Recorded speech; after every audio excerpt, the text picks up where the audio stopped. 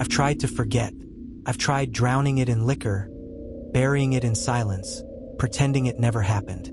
But the past has claws, and no matter how far I run, it always finds me. My name isn't important, not anymore, but if you must call me something, let's go with Ethan. And this is how it all began.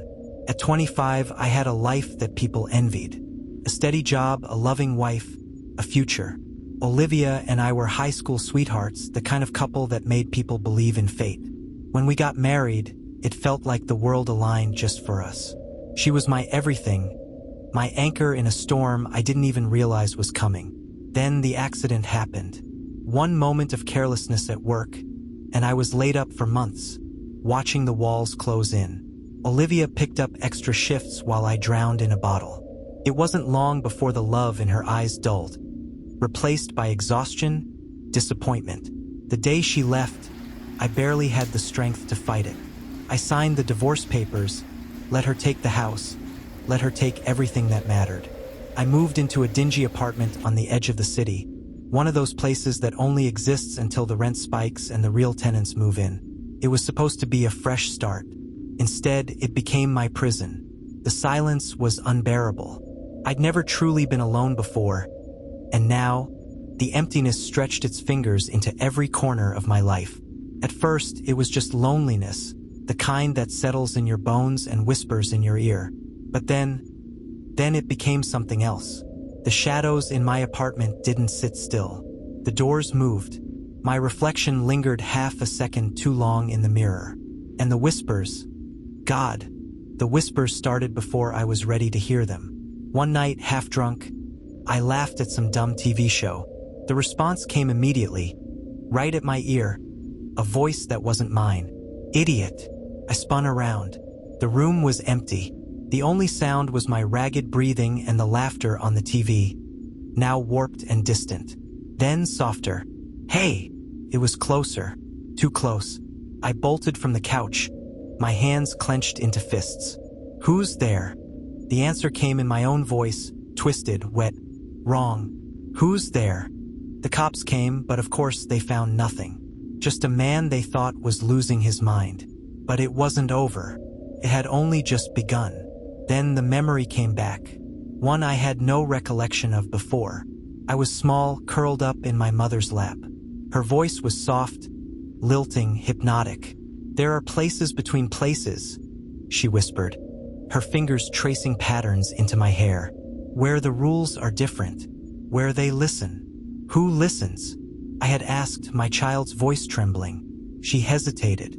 Not monsters, she finally said. Guides. They can take us somewhere safe. Somewhere beyond all this. The memory shattered, leaving me breathless in my dark apartment. My head ached, my stomach turned, and suddenly I needed answers. I called my father, the only person who might have them, but the voice that answered wasn't his. Hello, this is Nurse Hannah at Westwood Care Home. How may I help you? My stomach dropped. This is Ethan Carter. I need to speak with my father, Martin Carter. There was a pause, then a distant click. A voice came through, hoarse and raw. Who the hell is this? Dad? It's me, Ethan. A long silence. Then, a broken whisper. My son died 10 years ago. I spread through my chest. Dad, I'm right here.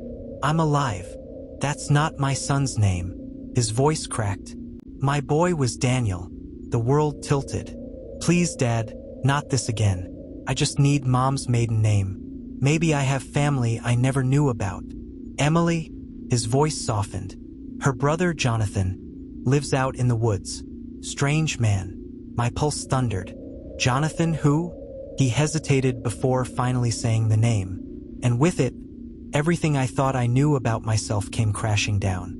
They say the mind plays tricks on you when you're alone for too long. Maybe that's what I wanted to believe. Maybe I could have ignored the creeping dread that slithered into my gut every time the lights flickered or my reflection hesitated in the mirror, just a fraction of a second too long. But after that phone call with my father, ignoring it wasn't an option anymore. The name he gave me, Kent, my supposed uncle, a man I had never heard of before. If he existed, then maybe, just maybe, the gaps in my past weren't just trauma. Maybe my father's insistence that I wasn't his son wasn't just grief or madness. Maybe I really wasn't who I thought I was. That night, I barely slept. Every time I closed my eyes, I felt something watching me. Not from the doorway, not from the corners of the room, but from within me, as if something had cracked open inside my chest and let something else crawl in. When I finally drifted off, the dreams were worse than the wakefulness. A woman's voice, whispering just outside my range of hearing. A flickering light in the distance, like a candle in an endless black void. And footsteps, slow, deliberate, dragging against the ground. I woke up gasping, drenched in sweat, my throat raw as if I'd been screaming. The silence in the apartment was deafening, but something was wrong. My bedroom door, the one I had triple-checked before bed, was wide open again.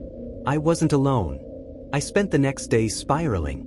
Work was out of the question. I hadn't held down a stable job since my accident, but even if I had, I was in no shape to function. Instead, I buried myself in research. There was barely anything online. A few old property records, a listing for a house way out in the rural outskirts, and one news article from nearly 30 years ago. The headline made my blood run cold. I clicked it with shaking hands. The article was brief. It described a woman, reported missing after neighbors heard screams from her home. By the time authorities arrived, she was gone. No body was ever found. But her son, Kent's nephew, was discovered days later, wandering through the nearby woods, dehydrated and covered in scratches. He couldn't recall what had happened. He couldn't even remember his own name. There was no follow-up article. No explanation. The story ended there, leaving only an empty space where the truth should have been. And the worst part? The picture of the boy. Blurry. A grainy black and white image from the newspaper archives. But the shape of his face, the cut of his jaw, the haunted emptiness in his eyes, I knew him. I was him. I drove out to Kent's property that night. It was a mistake. The road stretched into nothingness, the city lights swallowed by miles of thick, twisting trees. My GPS signal flickered, then died, leaving me with nothing but a printed map and a growing sense of dread. By the time I reached the house, my nerves were frayed raw. It was an old place, sagging under the weight of time and neglect. The windows were dark, the porch light flickering like it was struggling to stay alive. I hesitated at the door. Knocked once. Twice. No answer. The air felt wrong. Heavy. Like the moment before a storm. I was about to turn back when the door creaked open on its own. Not all the way. Just enough to show me the darkness inside. And then, a whisper. Beckoning. Come in. Every rational thought screamed at me to run, to get in my car and never look back. But something deeper, something buried inside me, needed to know the truth. I stepped inside. The door slammed shut behind me. The house was suffocating. Dust hung in the air, thick and choking. The furniture was covered in sheets, the air stale with the scent of rot and something else.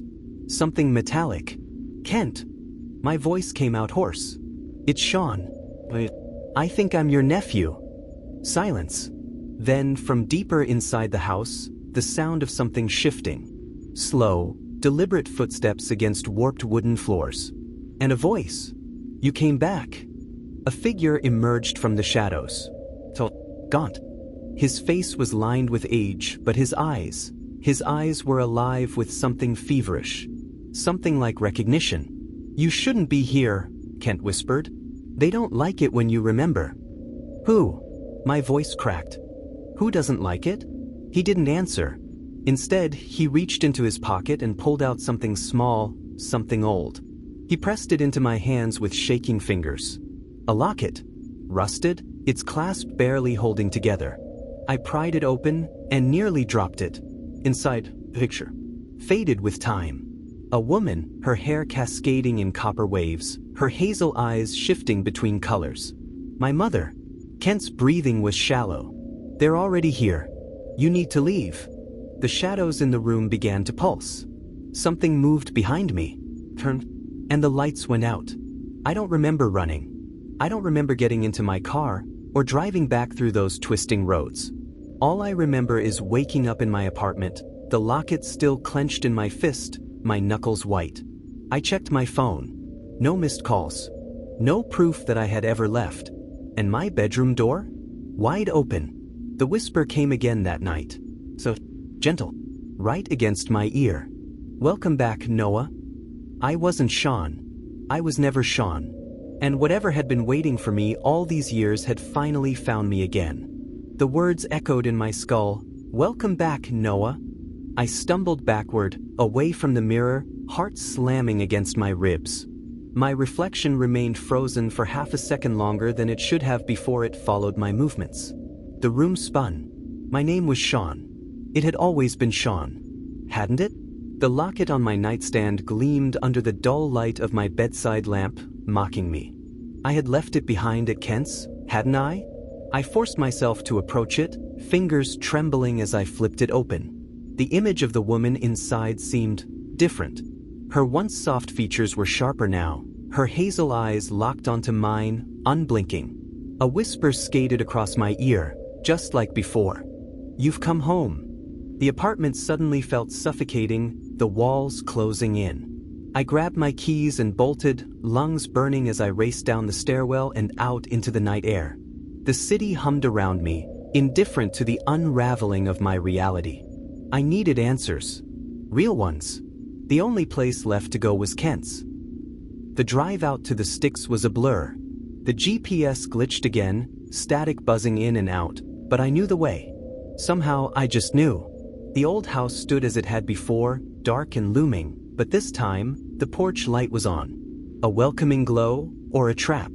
Kent opened the door before I could knock. His eyes, wild, knowing, scanned me up and down, his face unreadable. "You saw it, didn't you?" His voice was hoarse, like a man who hadn't spoken in years. I swallowed hard. "Tell me the truth. No more riddles. Who the hell am I?" A slow exhale, and then he stepped aside, motioning me in. The house smelled of dust and something older, something I couldn't name. He led me to a cluttered study, where stacks of yellowed papers and faded photographs covered every inch of the desk. He rifled through them with shaking hands before pulling out a single Polaroid. A family portrait. A man and a woman, their faces eerily familiar, stood with their arms around two children. A girl, maybe 6 or 7, grinned with a gap-toothed smile. And next to her, a boy. My stomach turned. I yanked the photo closer, my vision swimming. This isn't possible.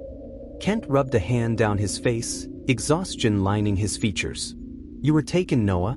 Gone without a trace when you were 13. And then one day you just came back. No memory of what happened, no signs of aging. Just reappeared. Like time never touched you." I shook my head violently. "No, I grew up. I lived a whole life. I had a wife, a job. You had their memories. Not yours." The floor beneath me felt unsteady, as if the world itself was shifting. "Who did this to me?" Kent hesitated, his gaze flicking toward the shadows pooling in the corners of the room. "They exist in the in-between. They take, reshape, replace. Your mother knew about them. She tried to protect you, but they always get what they want." I staggered back. The whispers, the shifting shadows, the unnatural stillness that followed me. They gave me a different life. My voice was barely above a whisper. Made me forget. Kent's jaw clenched. "And now they're done playing pretend. They want you back." A sharp knock at the door sent my pulse skyrocketing.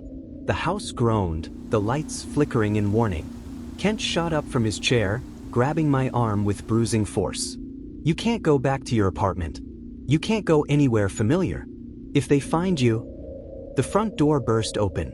A gust of freezing wind howled through the house, carrying whispers that clawed at my ears, distorting the walls, the very air itself. A shadow stepped over the threshold. Not a person, not really, but something imitating one. A shape shifting, flickering, its face a collage of expressions I recognized. My father. My mother. My own face, staring back at me with a cruel, knowing smile. "Noah," it purred, voice warping, twisting. "Come home."